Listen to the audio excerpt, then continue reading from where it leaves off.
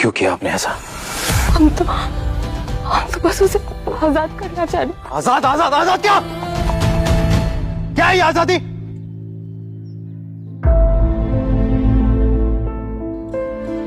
बहुत आजादी आजादी करती है ना।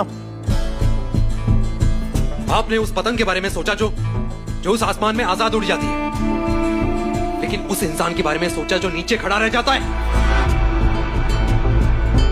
अरे उसके हाथ में वो कटी हुई डोर रह जाती है। वो आधी जिंदगी, वो अकेलापन,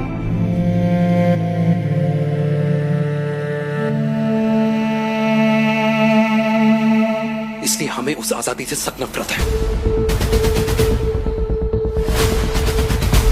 और हमारी आपको यह सलाह है कि आप भी ऐसी आजादी को भूल जाएं।